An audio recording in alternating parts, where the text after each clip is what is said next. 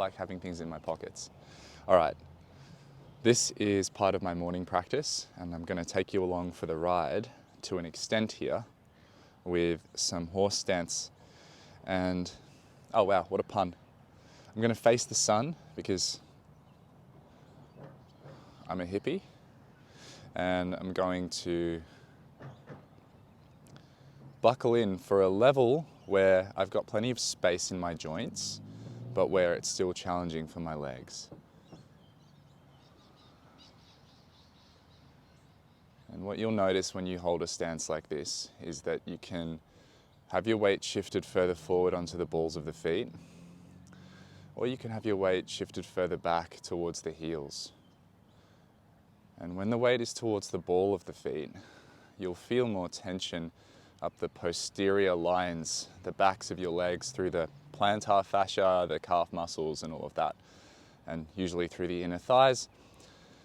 And when you shift back towards the heels like this, you feel a lot more through the front of your legs, your quads, and the TFL, or these kind of lines that cross to the outside of your hips.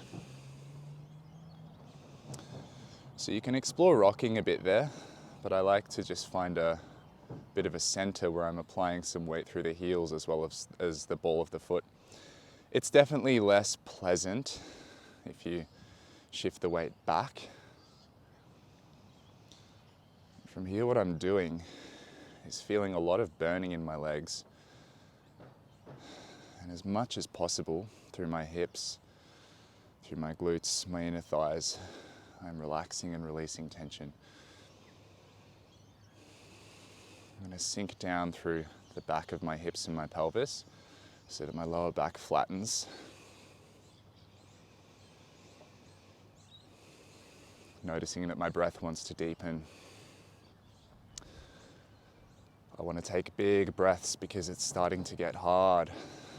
And that's okay, but I'm not going to tense.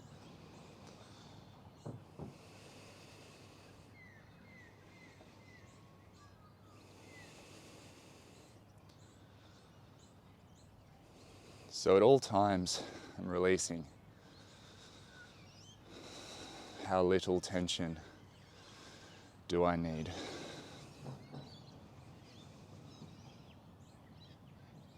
Okay, making more space through the low ribs and kidney area, not letting that bunch up and go tight, not allowing the lower back to tighten up to take me away from this challenging stimulus. I want the stimulus.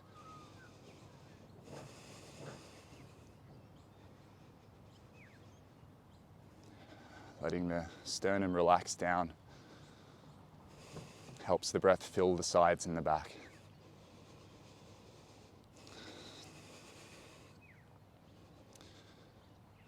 And the more I release tension, the more I feel it. And as I feel it, I shake.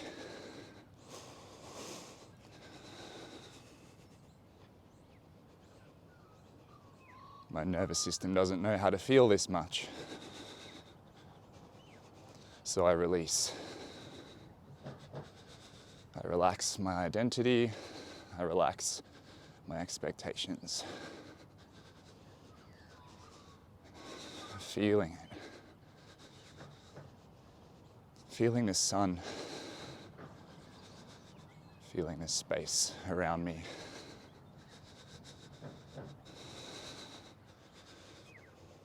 Expanding my center through the base of my feet and through my crown, not shrinking away from life.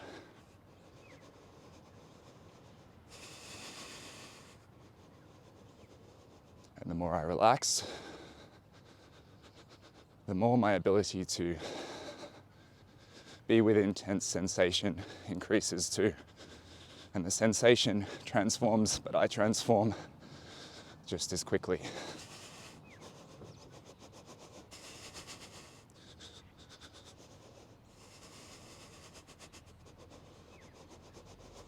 Kindness is developed in the fire.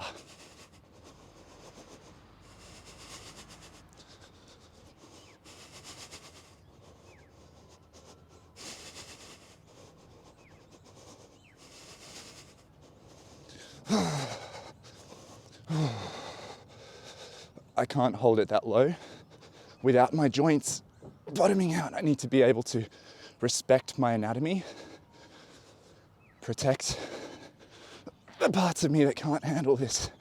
So I come up higher, but I'm not stopping. I'm not moving away. I'm moving towards a more appropriate stimulus. And it's okay. This can be here.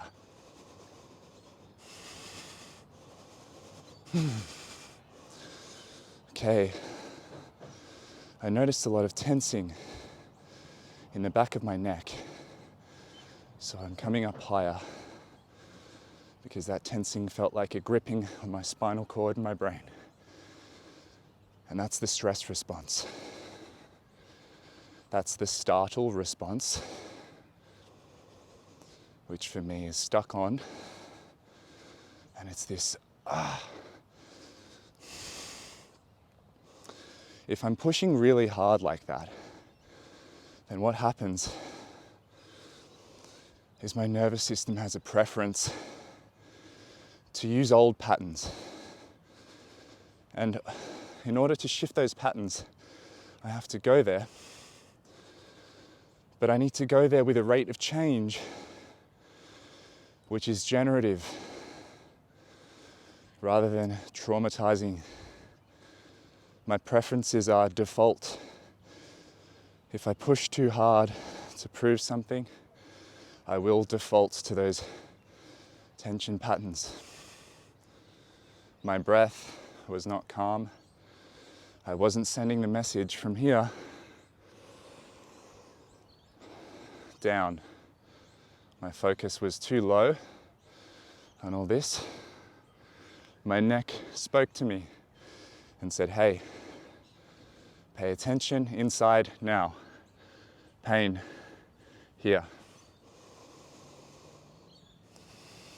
So we adapt.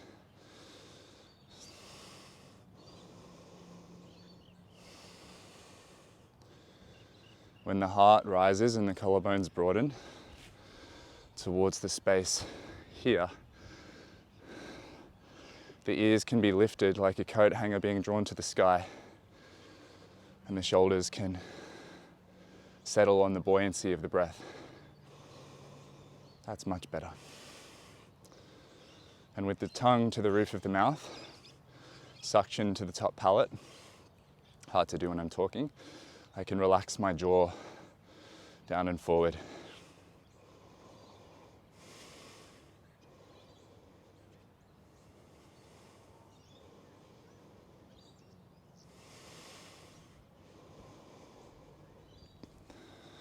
This is a new moment.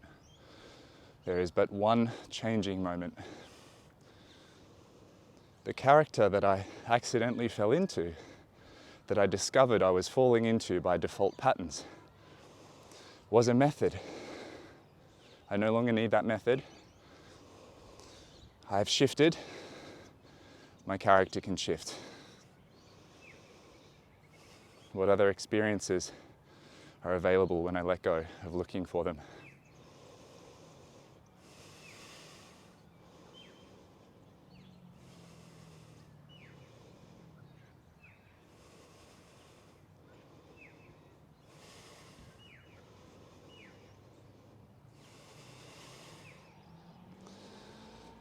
I'm going to end here because I have something to talk about.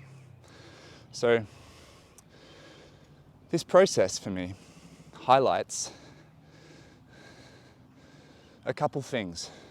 A, that I have a proclivity to push towards my extremes harder and faster when there is an audience.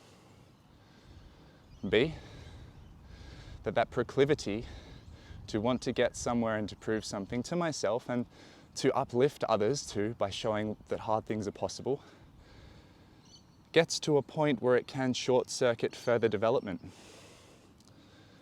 If I don't approach things with a deep relaxation, if I approach things intensely all the time and I'm not able to recalibrate into a more sustainable, grounded, gentle and enjoyable mode of being, then I'll never transmit that gentle, enjoyable, sustainable, grounded way of being. I'll just be transmitting the picture of someone pushing through effort. So this is a process for me, filming these videos, teaching, practicing, sharing that, to see not only what I can share with you, but what I notice about myself in the process.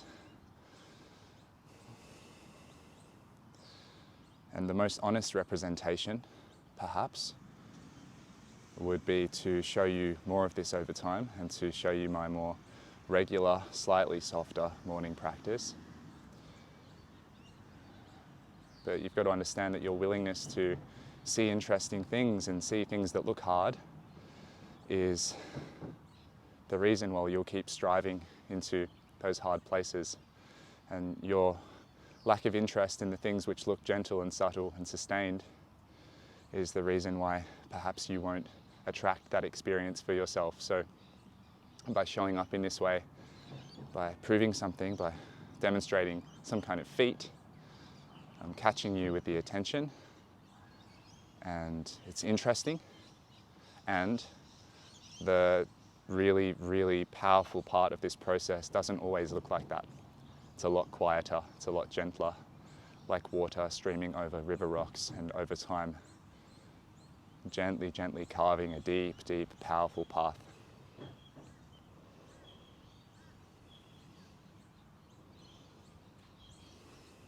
When you stand and you sit for long enough, and you feel these things in your body, and you watch these patterns pass through your mind, through your emotion, just that patterning and that revealing of the patterns and the witnessing of it all teaches you perhaps more than you could ever learn through looking outwardly to more books, more textbooks, and all of that. Yes, I can offer you pointers. Yes, there are helpful resources online, but those things are always secondary to application of your own process and your own practice and your own knowledge.